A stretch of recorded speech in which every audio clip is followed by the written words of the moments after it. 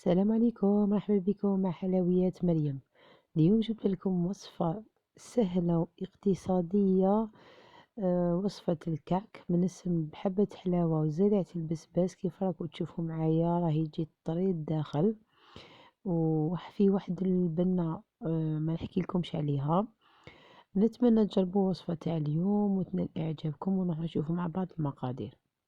هنا نحطوا الريسيبيون تاعنا، نديرو 2 كيسان سكر، كاس تاع الماء دافي، نديرو كاس تاع المزهر تاني ندفوه شوية، كاس تاع الحليب تاني دافي، عندنا مغرفة كبيرة تاع خميرة تاع الخبز. هنا نخلطو المكونات تاعنا اللي كنا درنا 2 كيسان سكر، كاس تاع الحليب، كاس تاع الماء، كاس تاع المزهر، ومغرفة كبيرة تاع خميرة الخبز. نخلطوهم مليح مليح بالفوي ونخلوهم يخمروا مدة 5 دقائق. هنا بعد ما خمروا معايا نضيف لهم 3 حبات تاع البيض، نديرلهم زاز سيترون تاع 2 حبات تاع الليم. هنا عندنا ملعقة كبيرة تاع حبات حلاوة مطحونة وملعقة كبيرة تاع زيت البسباس مطحونة، ونزيدو كاس تاعنا تاع الزيت. نخلطوهم مليح بالفوي تاعنا.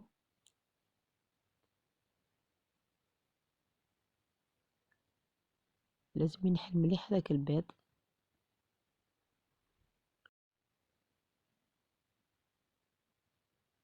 هنا لازم كيما قلت لكم لازم نخلطوهم مليح باش المكونات تاعنا يتجانسوا مع بعضهم. هنا بعد ما خلطنا قاع ديك الخليط تاعنا نزيدو لافاني، هنا بودر ولا ليكيد كيف كيف. نبداو نضيفو لافارين تاعنا، نديرو 2 ساشي تاع لوفر تاعنا خميرة الحلويات، ونكملو بالفارينة.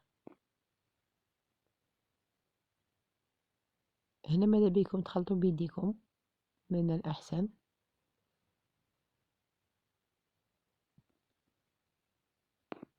وهنا نقعد نضيفو الفرينة تاعنا غير بشوية باش ما يغلبناش. هنا انا استعملت يدي. هنا العجينة تاعنا لازم تكون طرية ما تكونش يابسة. نروح نكمل لافارين تاعي وتشوفوا معايا كيفاش راهي العجينة تاعي. هنا بعد ما كملت لافارين شوفوا كيفاش راهي العجينة تاعي راهي طرية. هنا نعجنها شوية فوق البوطاجي كما راكم تشوفوا معايا. نعجنها غير شوية ماشي بزاف. هنا الكعك تاعنا ما يسحقش يتعجن كما راكم تشوفوا معايا. انا غير لميتها راني غير نسقم فيها.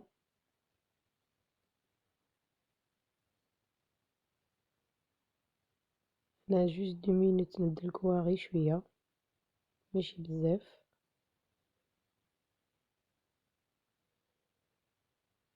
وانا نأكد لكم لازم تكون العجينة تاعكم طرية باش يجيكم خفيف من الداخل. اذا كانت يابسة العجينة تاعكم ماش راح يجيكم خفيف.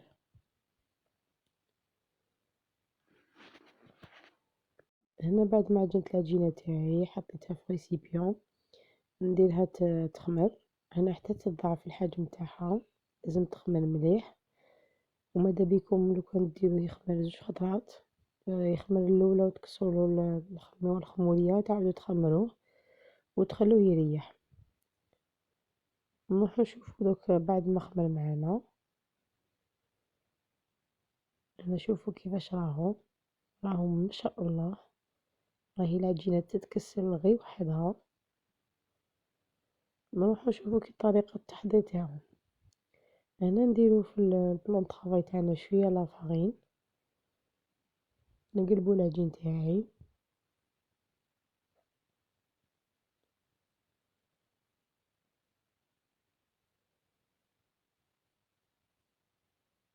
هنا بعد ما قلبنا العجين تاعي نسقموه شويه. هنا الكعك تاعي تخرج لكم كمية ما شاء الله. دوك تشوفوا معي شحال تخرج لكم. هنا نقسموه.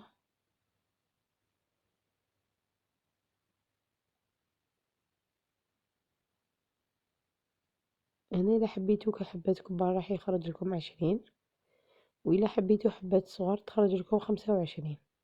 هنا وعلى حسب الحجم اللي حبيتوه.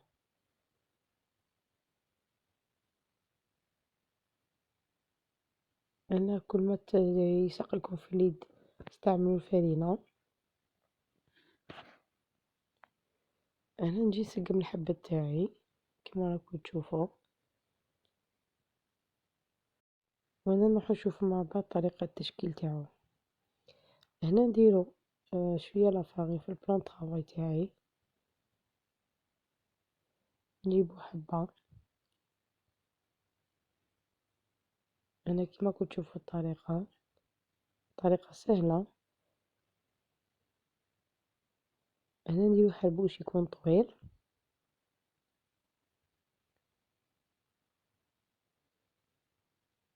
تبعو معايا الطريقة تنجح لكم وساهل وما ياخذش وقت طويل وما يجيش حلو بيان سور تاني.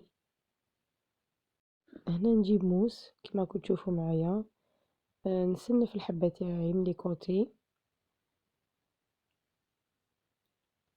وندور الحبة تاعي كما راكم تشوفوا، ندير وحدة فوق وحدة ونضغط مليح. لازم نضغط مليح باش الحبة تاعي ما تفتحش. نديروها في السنيوة تاعنا باش تخمر كما راكم تشوفوا معايا. سقموها مليح. نعاود نزيد نحل معكم واحدة اخرى باش تفهموني اكتر. انا نحلوها حربوش، وكل ما تشوفوها بدات تلصق معكم زيدولها شويه تاع لافارين، ما تكتروش غير باش تمشيكم الحبه تاعكم. هنا نجيبو نسنفوها بالموس باش يجينا الشكل تاعها شباب، ونديروها مدور ونغلقو مليح في الكوتي. هنا نديرو الكعك تاعنا في السنيوة ونخلوه يخمر كيما راكم تشوفوا معايا. لازم يخمر مليح. انا بعد ما خمر معايا الكعك تاعي نجيبو حبة تاع البيض اللي كنا زدنا لها القهوة، قهوة طايبة قد 2 مغارف ولا 3، ولا تقدروا تزيدوا لها الحليب نتوما والذوق تاعكم. عندك القهوة كي نزيدوها لها يجي حمر من الفوق كتر. هنا ندهنوه مليح بالبانسو تاعنا وكنا شاعلنا الفرن تاعنا. هنا الكوشة تاعنا لازم تكون حامية مليح مليح. هنا ندهنو الحبة تاعنا بالبيض تاعنا ونديرو لهم السكر من الفوق. هنا السكر كل واحد وكيفاش يبغيه. انا هنا نبغي نكتر من فوق السكر باش يجي شباب. انا هنا نحكم الحبة تاوعي ونروح نديرهم مع بعض يطيبوا. هنا بعد ما طاب الكعك تاعي كيما راكم تشوفوا فيه، الله الله يشهي واحد الريحة ما نحكيلكمش. نتمنى تجربوا الوصفة تاعي تاع اليوم وتنال اعجابكم ان شاء الله.